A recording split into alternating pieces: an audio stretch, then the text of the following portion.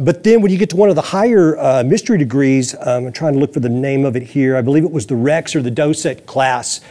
They start talking about, if I'm understanding this correctly, it's almost the relativity of reality, in that there are things beyond what we can perceive. So there is a bit of a spiritual nature to this, and they even use the word beings and entities in a couple of spaces. So explain that to me a little bit. Okay, so like the background, what you're talking about is the Docetist degree. Yes. You know, what's funny is going up to it like that, we always thought it was the Rex degree leading into it, but then once we compared actually what was in some of the early descriptions of it, it turns out the German scholars, like when they transposed all these things, they just supposed that, because none of the titles matched up, and they supposed it was the Rex degree. Well, it turns out it wasn't the Rex degree, it was the Docetist degree all along.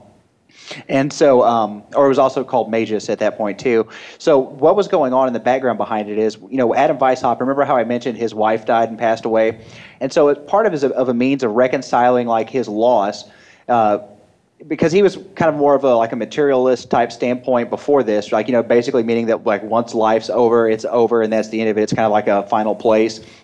And that's where he was kind of like with his, you know, with his thoughts and feelings about like our final destination and where we come from at that point in time. But so what you see here is in the Docetist degree is that he basically is trying to reconcile reality with the supernatural, with what comes after death, right? And so what he does through logical, secular reasoning, he proves the existence of God, the immortality of the soul, and the existence of an afterlife, right? Well, you know, he starts off by saying in the piece that, basically that there's barely human words for describing these thoughts and feelings like that. So when he's talking about beings and entities, what he's talking about is, through our five senses we perceive the world, but not necessarily do these five senses carry over into the next life, right? Like, you know, what we see today, like that may not be the same mode of perception, and not necessarily what our means of perception continue on to the next life. So maybe we recognize people, maybe we don't.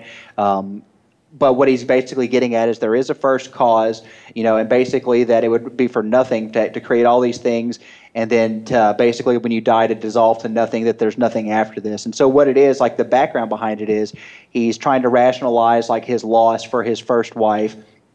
And moreover, that really what he's trying to do is he's trying to reconcile reality and the nature of reality as perceived through our senses with the unperceivable and the imperceptible. And so what it is, it's kind of a discourse on, this not so much the supernatural, but like, you know, what comes after death, right? Because no one's ever survived it and come through and, you know, came back. And so that's what he's doing. He's basically exploring concepts and ideas for which the human language scarcely has words.